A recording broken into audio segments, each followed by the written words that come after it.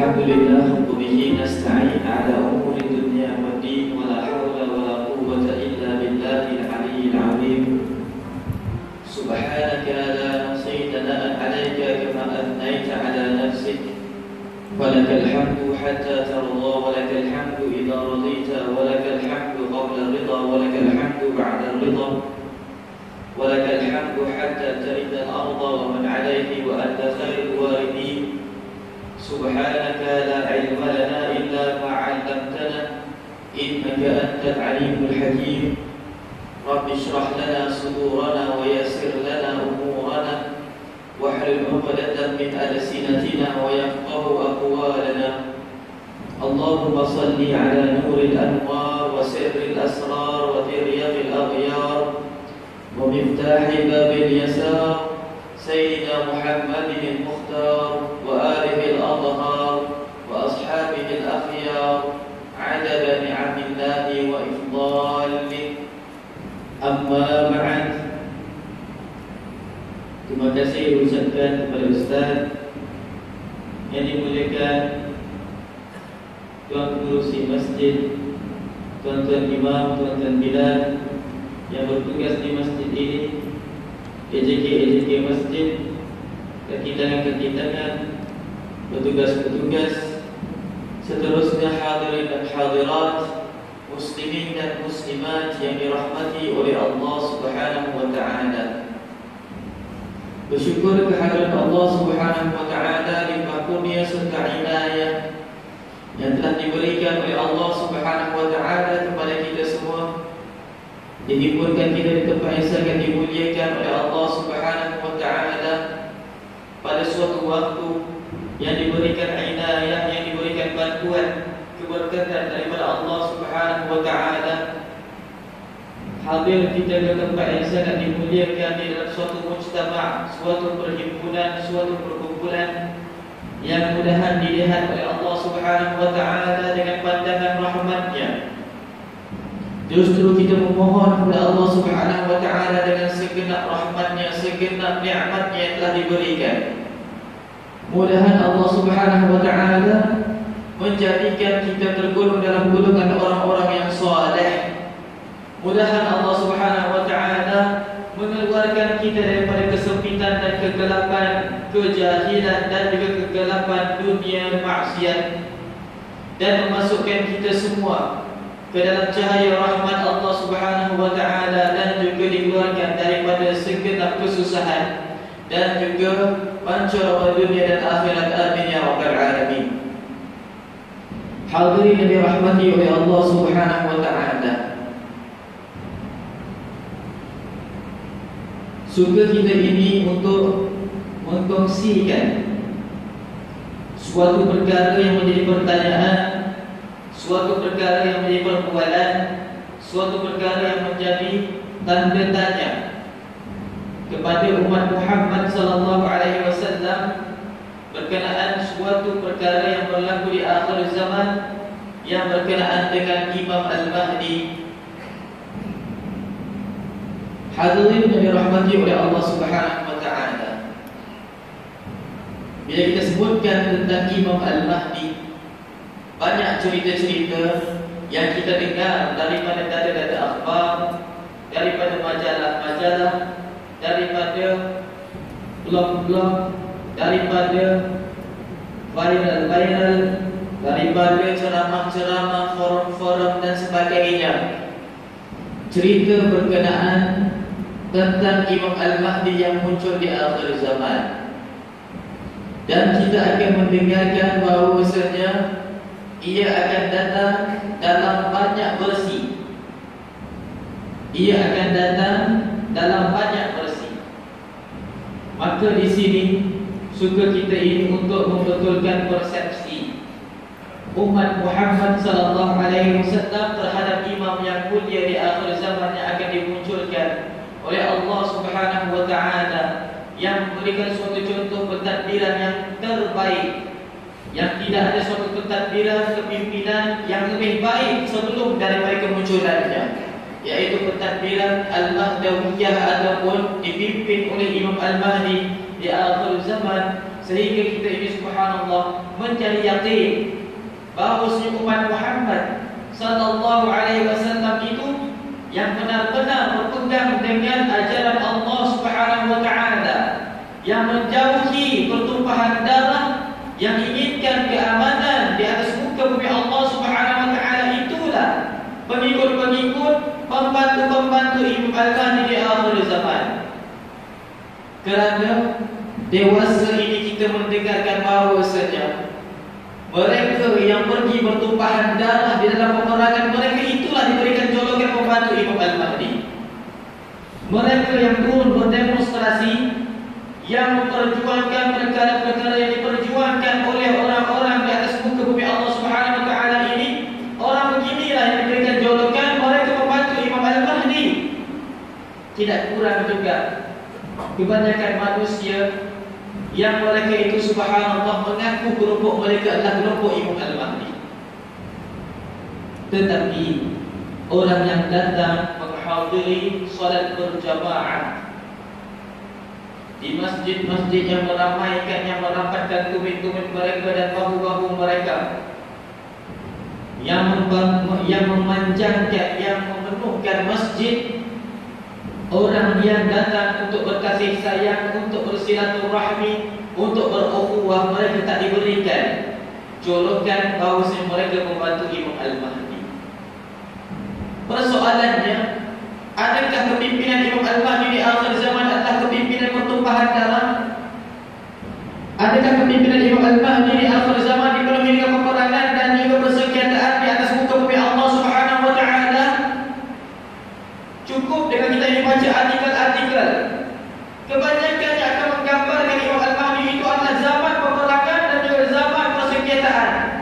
Walaupun diberikan julukan itu suatu perjuangan, tetapi lebih baik lagi zaman sebelumnya. Kalaulah kita ini bandingkan dengan zaman sekarang, maka baik lagi zaman sekarang berbanding sama Imam Al-Mahdi, kalaulah itu yang mereka sebutkan di dalam artikel-artikel mereka.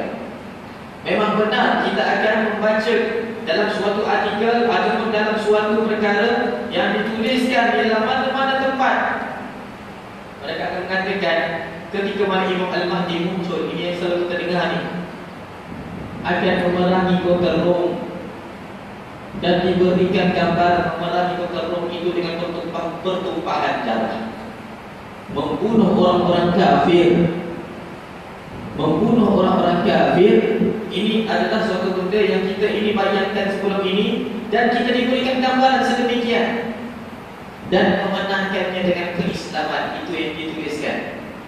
Dan kemudian Imam Al-Mahdi berperang untuk membebaskan kota Parsi. Peperangan itu pula diberikan gambaran dengan pertumpahan darah, dengan perlagaan mata pedang, berlaga mata pedang, subhanallah. Perjuangan yang dikatakan untuk mendaulatkan keadilan dengan pertumpahan darah, berbunuhan dengan orang-orang kafir, subhanallah. Maka memenangkannya dengan keislaman. Kemudian berperang di benua tanah Arab. Ini adalah suatu benda yang kita selalu baca benda ini, subhanallah. Sampaikan dalam poster besar, saya pernah dekat rumah nampak dekat dinding poster besar, poster yang dia punya tajuknya Al-Bidayah wa Nihayah. Siapa ada kat rumah? Kebanyakannya ada tu Al-Bidayah wa Nihayah. Kalau kita baca rentetan itu, zaman Imam Al-Mahdi itu penuh peperangan sahaja, subhanallah. Persoalannya, adakah itu sebenarnya bentuk kepimpinan Imam Al-Mahdi? Kalau itu sebenarnya bentuk kepimpinan Imam Al-Mahdi, maka lebih baiklah lagi zaman sekarang, kerana zaman sekarang masih lagi aman, nak dibandingkan pada Imam Al-Mahdi suatu ketika dahulu, pada besok akan datang nanti, subhanallah. Sekarang ini subhanallah, yang dikatakan bumi paling aman walaupun penuh dengan kekufuran adalah Eropah, kota Rom. Dan dikatakan zaman sekarang ini yang paling bergolak itu adalah negara-negara Islam wal-iyadu billah. Makanya subhanallah, apakah benar pembawakan ataupun bentuk ataupun yang dikatakan image Imam Al-Mahdi itu benar seperti mana yang kita ini dengar sebelum ini? Hadirin yang dirahmati oleh Allah Subhanahu wa taala. Di sinilah kita ingin memberikan suatu penjelasan dan juga berkongsikan suatu perkara yang telah diberitahu kepada kami daripada para masyayikh, para syekh-syekh, para ulama daripada kota Yaman. Bagaimana persepsi mereka tentang Imam Al-Mahdi menurut Al-Quran dan As-Sunnah. Imam Al-Mahdi persepsinya akan ada banyak dalam bentuk bersih-bersih, tak kurang juga di dalam bentuk yang berbau Syiah. Orang-orang Syiah, mereka itu beranggapan Imam Al-Mahdi itu adalah imam ke-12 mereka, yang namanya Muhammad bin Abdul Rahman Al-Askari. Ketika mana dikejar untuk dibunuh oleh musuh-musuhnya, lari ke dalam sebuah gua dan dihilangkan, diraqibkan oleh Allah Subhanahu wa taala. Dia adalah keturunan ke-12 daripada keturunan Sayyidina Ali karramallahu wajhah, yang dimuliakan oleh Allah Subhanahu wa taala di atas muka bumi Allah Subhanahu wa taala. Mereka itu mulia kerana mereka itu berdarah Nabi Muhammad sallallahu alaihi wasallam. Mereka itu keturunan Rasulullah sallallahu alaihi wasallam. Tetapi yang batilnya daripada orang-orang Syiah menjadikan mereka itu seperti mana dewa-dewa yang layak disembah, seperti mana orang yang dikatakan maksum di sisi mereka, sedangkan mereka tidak kufur. Subhanallah. Maka subhanallah, yang disebutkan seperti mana Nabi Allah Sulaiman, kata Allah Subhanahu wa taala di dalam Al-Quran, wattakhadun nasu ma tatlu syayatin ala mulki Sulaiman. Dan manusia mengambil apa benda yang telah diajarkan oleh syaitan dekat dalam kerajaan Nabi Sulaiman. Bila dikatakan Nabi Sulaiman ada syaitan ajar dekat dalam kerajaannya, Allah Taala jawab tadi, wa ma kafara Sulaiman walakinna syayatin kafaru. Dan tidaklah Nabi Sulaiman itu telah pun kafir. Tidak, Nabi Allah Sulaiman itu kafir. Yang kafir itu adalah syaitan itu. Begitu juga subhanallah dengan Nabi Allah Isa alaihi salam. Orang-orang Kristian menyembah Nabi Allah Isa alaihi salam sebagai anak Tuhan. Tetapi adakah Nabi Isa itu dia telah pun kafir? Tidak. Begitu juga dengan para a'immah yang diagungkan oleh orang-orang Syiah, daripada Sayyidina Ali karramallahu wajhah, daripada Sayyidina Husain, daripada Sayyidina Hasan abangnya, daripada Ja'far As-Sadiq, Muhammad Al-Baqir, Musa Al-Kadhim, semua daripada a'immah ini subhanallah sehingga yang ke-12-nya. Mereka semuanya adalah orang yang benar di sisi Allah Subhanahu wa taala. Hanya sahaja orang-orang Syiah mengambil mereka sebagai Tuhan. Adakah mereka itu kafir? Pengasas kepada Syiah? Tidak. Yang telah bukan kafir orang yang sembah dia. Tak semestinya orang Nabi Allah Uzair, orang Yahudi sembah dia, sembah baginda Nabi Allah Uzair. Adakah Nabi Allah Uzair itu kafir? Tidak. Nabi Allah Isa, orang-orang Kristian sembah baginda Nabi Allah Isa. Adakah Nabi Allah Isa itu kafir? Tidak. Begitu juga orang-orang Syiah mendewa-dewakan Sayyidina Ali, Sayyidina Hasan, Sayyidina Husain, sampailah Muhammad bin Abdul Rahman Al-Askari, imam ke-12 mereka. Adakah mereka itu telah pun jadi Syiah? Tidak. Subhanallah. Hanya sahaja kelompok Syiah yang tersesat, mereka mengatakan imam ke-12 mereka Muhammad bin Abdul Rahman Al-Askari yang mereka itu sanjungi. Kita juga sanjungi mereka. Muhammad Al-Askari ini kita juga sanjungi sebenarnya subhanallah. Tetapi kita ini letakkan dia sebagai orang yang mulia, subhanallah, tidak melebihi kemuliaan para anbiya. Adapun orang-orang Syiah memuliakan mereka seperti para anbiya, malah dikatakan lebih daripada para anbiya lagi. Astagfirullahaladzim. Mereka mempercayai imam inilah yang hilang di dalam gua itu adalah Imam Al-Mahdi di akhir zaman yang akan muncul. Tetapi ini adalah suatu pendapat orang-orang Syiah, kalau benar subhanallah maka benarlah mereka, kalau salah maka salahlah mereka, dan kita tidak berpegang dengan pendapat-pendapat mereka. Sama ada benar atau salah, nak kata dia orang benar, tak semestinya mereka benar. Nak katakan mereka itu pembohong pun wallahu a'lam kalau benar macam mana. Tetapi walau bagaimanapun kita tidak berpegang pada pendapat mereka itu dia. Kita tak bersekongkol dengan mereka, tak memegang apa benda yang mereka itu pegang di dalam apa yang disebutkan mereka punya keyakinan. Kerana ahli sunnah wal jamaah meyakini Imam Al-Mahdi itu adalah seorang lelaki yang dilahirkan di akhir zaman secara alami, natural, seperti mana orang-orang biasa yang lahir dan membesar di akhir zaman. Namanya Muhammad bin Abdullah, ibunya Aminah, dan juga pembawakannya adalah sunnah. Kata Rasulullah SAW dalam sebuah hadis yang sahih, yakhrujul mahdi fi akhir zaman yuwati'u ismuhu bi ismi, wa ismu abuhu bi ismi abi, wa ismu ummuhu bi ismi ummi, wa hilyatuhu bi hilyati, yamla'il arda qistan wa 'adla kama mala'a al-jawra wa dhulma. Akan muncul Imam Al-Mahdi di akhir zaman, namanya serupa dengan namaku, nama bapanya akan serupa dengan nama bapaku, nama ibunya serupa dengan nama ibuku, dan pembawakannya serupa dengan pembawakanku, kata Rasulullah SAW.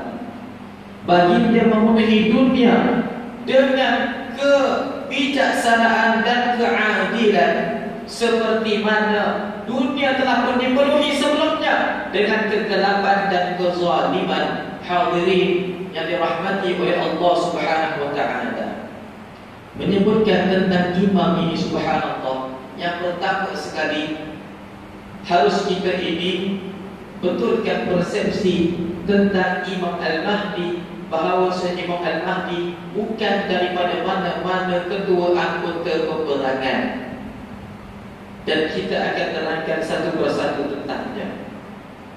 Yang kedua pula, Imam Al-Mahdi, subhanallah, persoalan bagi poin kedua adalah, adakah Imam Al-Mahdi itu kepimimpinannya membawakan peperangan dan juga pembunuhan di atas muka bumi Allah Subhanahu wa taala? Yang ketiganya, bagaimanakah pemerintahan Imam Al-Mahdi di akhir zaman? Hadirin yang dirahmati oleh Allah Subhanahu wa taala, mari kita mulakan daripada yang pertama, yaitu membetulkan persepsi tentang Imam Al-Mahdi. Hadirin yang dirahmati oleh Allah Subhanahu wa taala sekalian, sekiranya kita ini mendengarkan cerita Imam Al-Mahdi sebelum ini, kita akan membayangkan Imam Al-Mahdi itu adalah kedua anggota peperangan. Kita akan membayangkan Imam Al-Mahdi itu sepanjang masanya akan memikul senjata, memegang pedang, dan juga menaiki kendaraan-kendaraan peperangan. Dan kita akan membayangkan Imam Al-Mahdi itu hidup di suatu zaman yang tidak ada lagi suatu teknologi yang telah pun dihapuskan atau terhapus di atas muka bumi Allah Subhanahu wa taala. Sebenarnya ada dua pendapat.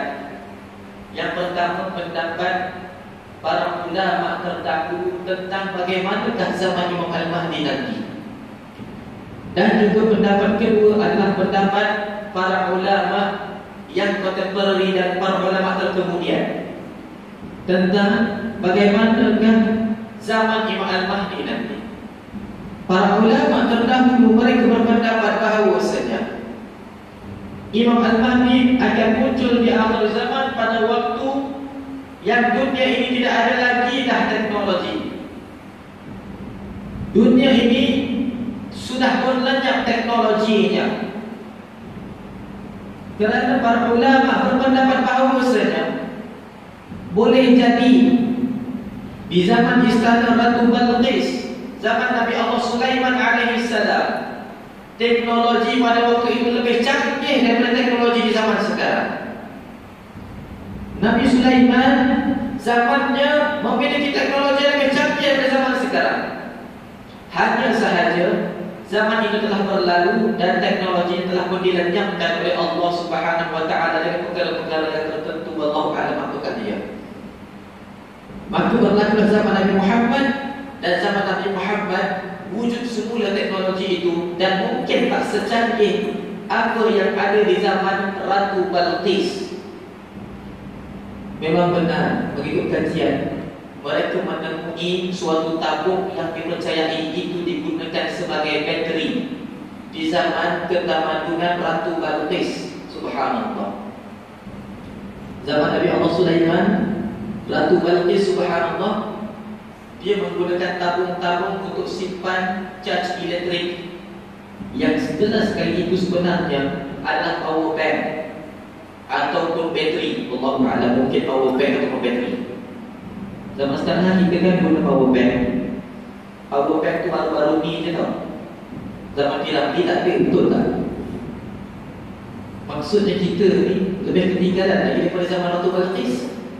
Subhanallah.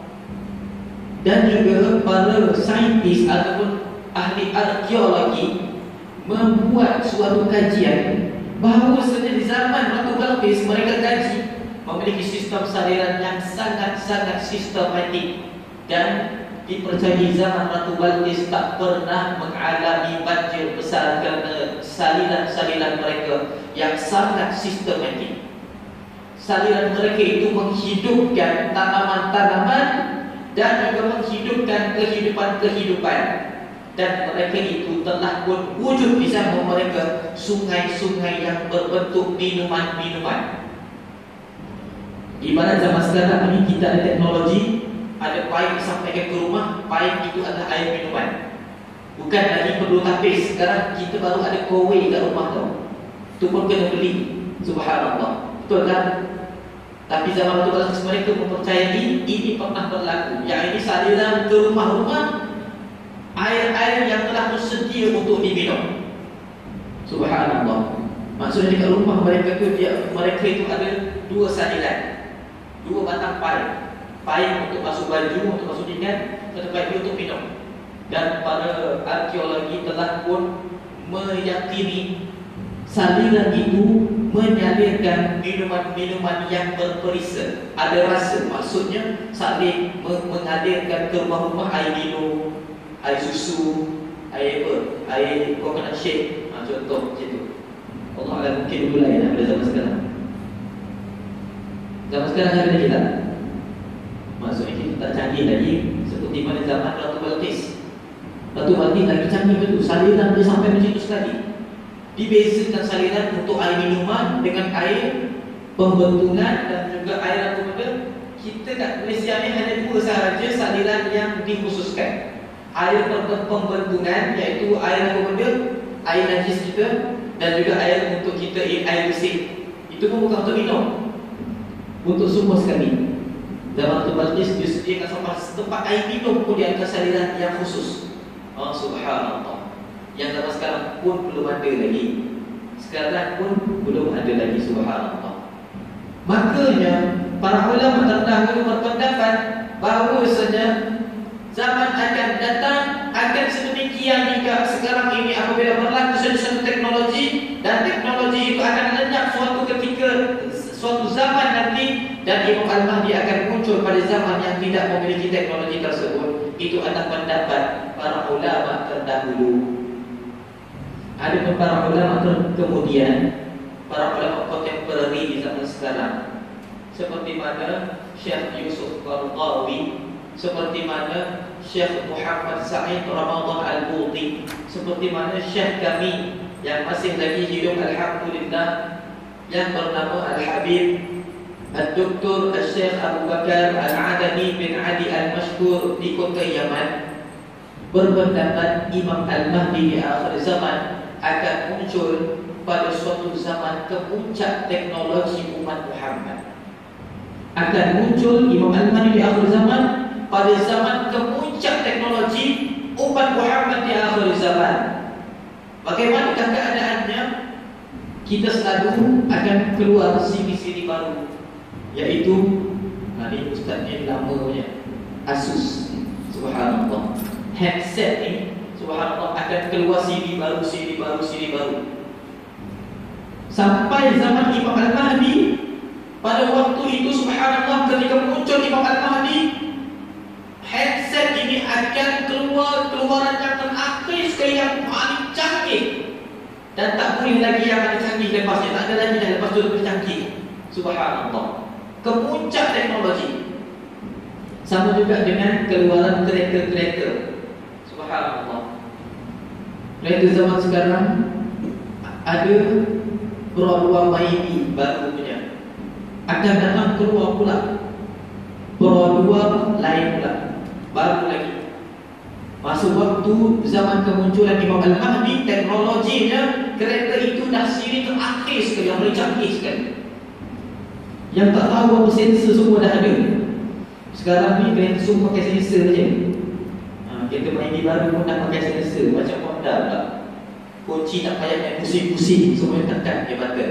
Hidup enjin. Kalau tak hidup enjin, maksud kunci tak ada dalam poket. Subhanallah. Macam mana kita boleh tahu pula kunci ada tak ada? Pasal sensor. Subhanallah. Mungkin akan datang, subhanallah, orang yang pegang kunci itu tak payah start enjin pun, masuk kereta dia hidup enjin. Contohnya, buka kereta, subhanallah, tinggal kereta itu padam enjin. Macam itu. Petik jari, orang yang ada kunci kereta, petik jari dia, kereta itu datang sendiri. Pasal itu ada kunci. Wallahu'alam, mungkin canggih sampai tahap sedemikian. Subhanallah. Pada kemuncak teknologi, masuk kemuncak teknologi, dah tak ada lagi teknologi lebih hebat daripada itu. Sama juga dengan televisyen kat rumah. Dulu TV besar berapa inci je pun, 25 inci je pun, ataupun besar 12 inci je. Subhanallah. Nak bawa ni kena 2 orang. Beratnya bukan main, ya Allah. Dulu subhanallah kami nak pindah guna TV 29 inci tu. Itu TV paling besar dulu, 29 inci besarnya. Nak bawa kena 4 orang bawa. Beratnya astagfirullahaladzim. Subhanallah. Macam nak bawa dunia dalam tu. Tapi zaman sekarang makin canggih, Toshiba ke, Samsung ke, subhanallah, jenama TV keluarkan TV LED, screen LED. Lagi baru, screen plasma. Subhanallah. Screen plasma baru, tipis dia, subhanallah. Remeh kalau nak bawa. Dah lah screen plasma. Lepas tu dia punya screen tu bukan dia kaca, plastik. Kalau kena lampu tak pecah. Subhanallah. Selepas itu subhanallah, dia punya apa namanya TV tu nipis je. Nipis, subhanallah. Senang untuk dibawa ke sana kemari. Akan datang akhir sekali nanti, teknologi ini akan yang paling canggih sekali. Dah tak ada lagi lepas tu. Kata para ulama yang contemporary, bahawa Imam Al-Mahdi akan muncul pada zaman yang sedemikian, iaitu pada zaman kemuncak teknologi umat Muhammad. Maksud kemuncak teknologi ini, dah tak ada lagi teknologi lebih hebat daripada selepas itu. Lepas tu dah tak ada lagi yang lebih hebat. Subhanallah.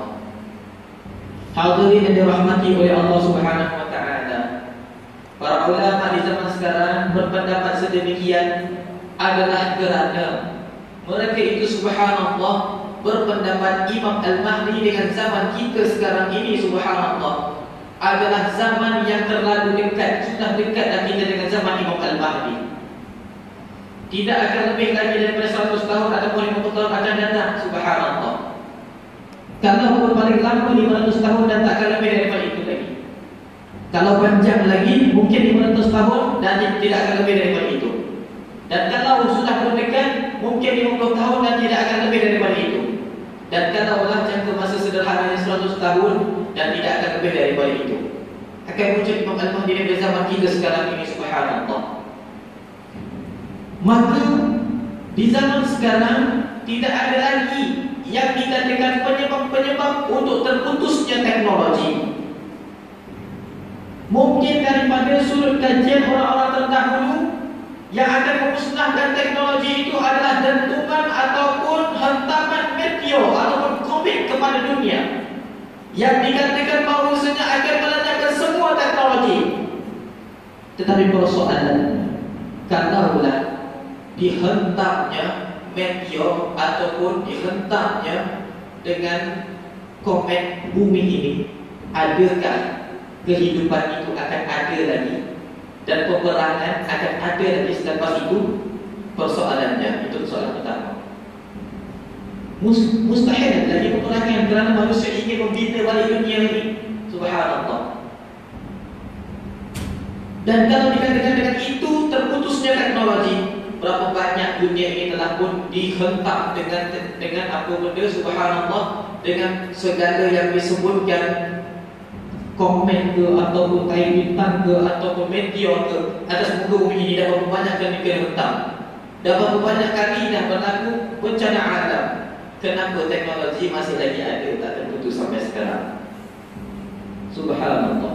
Maka itulah para ulama sekarang berpendapat Imam Al-Mahdi akan muncul di zaman kemuncak teknologi. Pada waktu itu teknologi tidak terputus. Subhanallah. Malah fitnah Dajjal adalah fitnah teknologi. Kalaulah teknologi itu putus, apa gunanya kemunculan Dajjal di akhir zaman? Subhanallah. Hadirin yang dirahmati oleh Allah Subhanahu wa taala, itu adalah persepsi yang pertama yang dibawakan oleh para ulama terkemudian. Maka kami berpegang pada pendapat yang terkemudian ini, bahawa perkara ini hanyalah lebih difahami oleh zaman-zaman yang telah pun dilalui oleh umat Muhammad. Ada perkara yang orang-orang terdahulu lebih faham daripada orang zaman sekarang, daripada hadis dan juga Al-Quran. Dan ada perkara di dalam Al-Quran dan hadis, orang terkemudian dan orang yang terakhir lebih faham lagi daripada apa yang diketahui oleh orang-orang terdahulu. Rasulullah telah memberitahu dekat Hujjatul Wida' lagi, katanya wa yubayyinu minkumul akhar, aku beritahu khutbah aku pada hari ini supaya setiap seorang daripada kamu itu sampaikan pula pada orang yang lain. La'allal akharina alladhi yasma'u minkum hum afhamu minkum alladhi yasma'u minni. Boleh jadi orang yang dengar daripada kamu, orang lain yang dengar, yang teramat sekali daripada kamu, mereka lebih faham lagi makna yang beritahu berbanding kamu yang dengar terus daripada mulut aku. Memberi makna, wahai sahabatku, beritahu kepada yang aku beritahu pada hari ini, kata Rasulullah. Boleh jadi orang yang lain nanti dia beritahu pada orang tu nak beritahu orang selepasnya, selepasnya beritahu orang selepasnya, selepasnya beritahu orang selepasnya. Orang yang paling kenal dengan apa maksud Rasulullah berbanding orang yang terus dengar dari Rasulullah SAW. Hadis ada yang berbentuk sedemikian. Subhanallah. Rasulullah SAW pernah mengatakan bahawa dalam sebuah hadis, la ya'tiyanna 'ala an-nasi zamanin yu'alliqu aswatahum bil jidal fayakhbiru sawtuhu bima fa'ala ahluh. Akan datang suatu zaman ke atas manusia akan menyangkutkan suara-suara di atas dinding, dan suaranya itu akan memberitahu manusia apa benda yang diberitahu oleh Tuhan suara itu. Zaman para sahabat dengar terus daripada Rasulullah, mereka menyangkakan itu adalah amalan sihir yang akan dibawakan oleh umat Muhammad di akhir zaman. Zaman itu suara tak boleh disampaikan dekat dinding. Subhanallah. Tetapi ternyata di zaman sekarang suara ustaz ada dekat dinding. Betul tak? Betul atau tidak? Jadi hal itu sampai ke kita ke para sahabat kita. Subhanallah. Maka benar kata Rasulullah tadi. Subhanallah.